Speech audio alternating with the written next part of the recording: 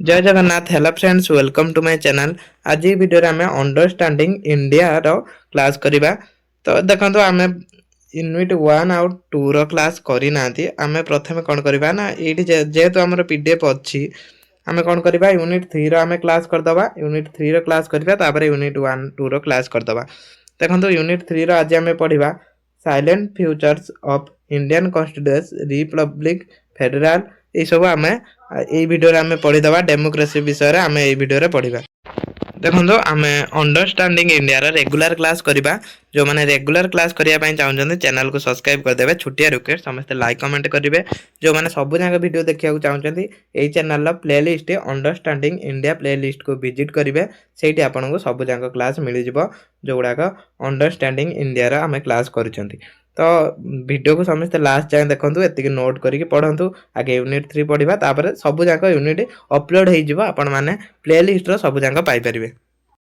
एटा हमर यूनिट 3 रो प्रथम क्लास हला।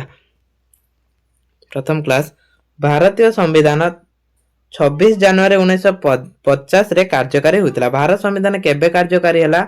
1926 जनवरी 1950 मसिया रे हला। यह विश्वर सबुठारु दीर्घतम संविधान हेबार संदेहजनक परिचय पाइछि। एटा होछि पृथ्वीर सबुठारु दीर्घतम माने सबुठु बड़ संविधान, जोटा कि हम भारतीय संविधान। भारत संविधान डिसेंबर 1946 रु नवेम्बर 1949 मसिया रे प्रस्तुत करा जायतिला। एही समय मध्ये या ड्राफ्ट गुडिक उपरे भारत संविधान सभा धारा पर धारा आलोचना करा जायतिला। देखंतु भारत संविधान केते दिन लागितिला?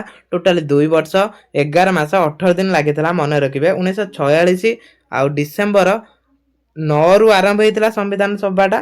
तापरे 1949 मसिया नवेम्बर 26 तारिख रे शेष होइतिला। तो सर्वमोट लागितिला 2 वर्ष 11 मास आ 18 दिन हला। तो एटा देखंतु नोट करिवे आपण।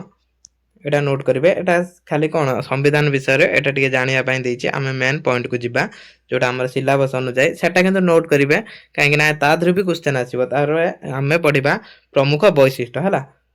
साइलेंट फ्यूचर ऑफ प्रेम्बल हला। प्रमुख वैशिष्ट्य पढिबा हम भारतीय संविधान जो वैशिष्ट्य गुडे रहिछि।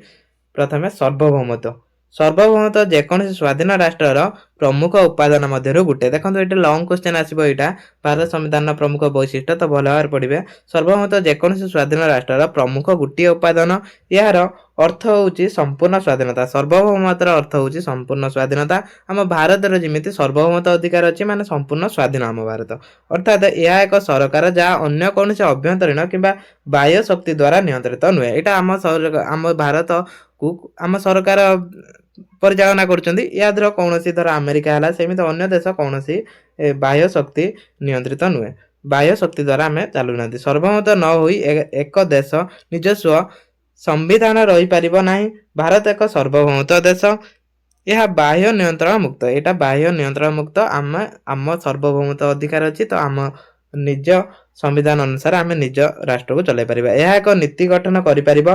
भारत निजर वैदेशिक नीति प्रस्तुत करने को स्वाधीन। भारत मध्य निज कौनसी जो वैदेशिक संस्था सब रही रंगर वैदेशिक संपर्क रखिबो कि नहीं, कौनसी अंतर्जातीय अनुष्ठान भाग नबो कि नहीं, सेटा भारत कौन करिबो निजे निष्पत्ति नब। तो एटा होची तार सार्वभौमत्व अधिकार। तापरे समाजवादी।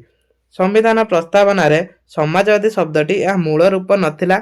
1976 मसिया संविधान 42तम संविधान संशोधन प्रस्ताव रे समाजवादी एवं धर्मनिरपेक्ष शब्दटी शामिल करा जायतिला। एई दुईटी शब्द केबे शामिल करा हला? 1976 मसिया 42तम संविधान संशोधन होइतिला। एक मार्किया क्वेश्चन आ जिवो, 42तम संविधान संशोधन केबे होइतिला? 1976 रे होइतिला। समाजवादी शब्दटी अर्थनैतिक योजना परिप्रेक्षी व्यवहृत होइतिला। यह अर्थनीति रे प्रमुख भूमिका को बुझाए। यह अर्थ समता को दूर करिबा, सर्वनिम्न आर्थिक सहायता प्रदान करिबा भली आदर्श हासिल करिबा पई प्रतिबद्धता। समस्तक पई मौलिक आवश्यकता, समान काम पई समान दरमा, एई अर्थ रे बुझाए, जोटा हमर समाजवादी मध्य गोटे वैशिष्ट्य। तापरे धर्मनिरपेक्षता। धर्मनिरपेक्षता कौन? भारत रे धर्मनिरपेक्षता परिप्रेक्षी रे यह कुआ जाए जे भारत धार्मिक नुहे, अधार्मिक नुहे किंबा धर्म विरोधी नुहे। देखो भारत गोटे धार्मिक राष्ट्र नुहे, माने कौन सी धर्म आधार भारत राष्ट्र नुहे कि अधार्मिक राष्ट्र नुहे। भारत मध्य अनेक धर्म रही, धर्म को मध्य स्वीकृति मिलूँ, तेणु सेटा मध्य अधार्मिक राष्ट्र नुहे कि धर्म विरोधी राष्ट्र नुहे। भारत में कौन धर्म को भी विरोध करा जाएनी। यह बुझाए जे भारत कौन राष्ट्र धर्म रहिबो नाही, भारत कौन राष्ट्र धर्म रहिबोनी, माने कौन धर्म को लेकिन इस्लामिक राष्ट्र कि हिंदू राष्ट्र कि बौद्ध मानकर राष्ट्र सीमित घोषणा करा जाएनी। राष्ट्र साधारण प्रशासकों द्वारा कौन निर्दिष्ट धर्म समर्थन करनी, कौन निर्दिष्ट धर्म को राष्ट्र पक्ष कौन धर्म समर्थन करनी। राष्ट्र सब धर्म क्षेत्र में निरपेक्ष रहा। गणतांत्रिक गणतांत्रिक कौन संविधान भारत जनसाधारण संविधानटा कौन आम संविधानटा आम जनसाधारण द्वारा ही निर्माण करा जायछि, तेणु आम जनसाधारण भी आम जनसाधारण प्रस्तावना रे शेष धाड़ी रे कुआ जायछि यह द्वारा यही संविधान को ग्रहण कर प्रणयन कर निजको दियो, माने एटा आम निज द्वारा स्वीकृति होइछि। प्रकृत रे देशर गणतांत्रिक नीति गुड़िक प्रस्तावना रे स्मरणीय शेष धाड़ी प्रवाहित हुए।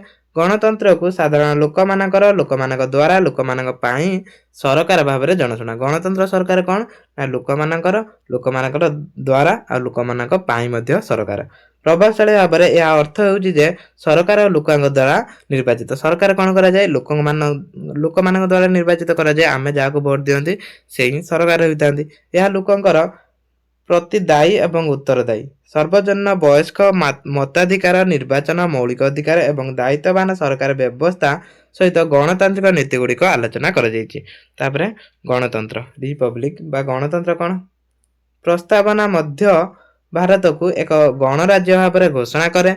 यह अर्थ हेउची जे राष्ट्र मुख्य हेउचंती राष्ट्रपति जी परोक्ष भाव में निर्वाचित हुए। राष्ट्रपति कौन करती ना राष्ट्र मुख्य अटंती किंतु से परोक्ष भाव में निर्वाचित हुए एवं से ब्रिटिश राजा परि वंशानुक्रमिक शासक नुहति। से परोक्ष भाव में निर्वाचित हेले मध्य तांका वंशानुक्रमिक से शासन करंतिनी, से मध्य निर्वाचित होइतांती। स्वाधीनता संग्राम केवल ब्रिटिश शासन विरुद्ध रे नथिला बरं सेमानक संघर्ष मध्य हेबा उचित। पुरुष महिला मानक सम्मान पुनरुद्धार, दरिद्र दूरीकरण एवं समस्त प्रकार शोषण अंतरण युग शुभारंभ। एहीपरि दृढ़ प्रेरणा पालित आदर्श भारतर समस्त नागरिक न्याय स्वाधीनता एवं समानता व्यवस्था पर गुरुत्वारोप करने को प्रवर्ताई थिला। गणतंत्रटा समस्त समान अधिकार देइछि। तापर न्याय न्याय कौन न्याय लोक मानकर खाद्य पोशाक बासस्थान निष्पत्ति ग्रहण अंश ग्रहण एवं मनीष भाव में सम्मान सहित बंचिबा मौलिक अधिकार प्रदान करने प्रतिश्रुति दिए। प्रस्तावन न्यायर यह समस्त दिग को सामाजिक अर्थनैतिक राजनैतिक आच्छादित करे। गणतंत्र प्रतिनिधित्व रूपे कार्य करने सर्वजन वयस्क मताधिकार राजनैतिक न्याय प्रदान करने आवश्यक। एथिर कौन जाति धर्म देखा जाए, समस्त को न्याय मिले। तापर लिबरेटी जोटा स्वाधीनता, स्वाधीनता भी से भाई जाति धर्म वर्ण निर्विशेष समस्त को सामान मिली। प्रस्तावना रे चिंता और अभिव्यक्त स्वाधीनता विषय उल्लेख अच्छी। यही स्वाधीनता गुड़िक संविधान मौलिक अधिकार माध्यम सुनिश्चित करा जायछि। जदिओ मौलिक अधिकार अभाव मुक्ति सुनिश्चित करा जाय नाही, तथापि निर्देशात्मक नीति रे राष्ट्र को किछि निर्देश उल्लेख करा जायछि। सेटा होछि स्वाधीनता। तापर समानता कौन समानता मध्य कौन समस्त को समान सुविधा सुजोग मिली, तो सेटा समानता। समानता को आधुनिक गणतंत्र चिंताधारार मूल मंत्र बोली विवेचना करा जाए। संविधान प्रणेता माने प्रस्तावना रे समानता आदर्श को गर्वर स्थान रे रखिछन्ति। शासक एवं शासित किंबा जाति एवं लिंग आधार समस्त प्रकार असमानता दूर करने को थिला। भारत समस्त नागरिक सहित समान व्यवहार करा उचित। जाति धर्म लिंग इत्यादि उपरे कौनसी प्रकार भेदभाव बिना आईन सम्मान सुरक्षा प्रदान करा उचित। सेहीपरि सुजोग समानता बुझाए जे जने जन्मगत कले मध्य से देखंतु आ गुटे एठी रही नै, एठू आपण एतिकी नोट करा जिवो। ये देखो मुझे कहीदे ये जो समानता अधिकार कौन दि जाए समस्त को, जमीक उदाहरण नवा आम भोट दवा क्षेत्र में से जो जेकोसी धर्म लोक हो जेकोसी जातिर लोक होता हो गोटे भोट देने तार मूल्य एक ही धरा से धनी हेने भी एक गोटे भोट आदि गरीब हम भी गोटे भोट। तेणु समस्त समान सुविधा सुजोग मिली, क्या एथर पात्र अंतर कर देखो आम BSc Indian constitution sorry Indian constitution नुहे अंडरस्टैंडिंग इंडिया रेगुलर क्लास करवा जो मैंने रेगुलर क्लास करने को चाहते से चैनल को सब्सक्राइब करदे निहाती भाव में आपन को ये रेगुलर क्लास मिल जाव ता सहित क्वेश्चन आंसर आम डिस्कसन करवा। तो आज ये वीडियो को ये रखा next video unit 3 class 2 class करवा।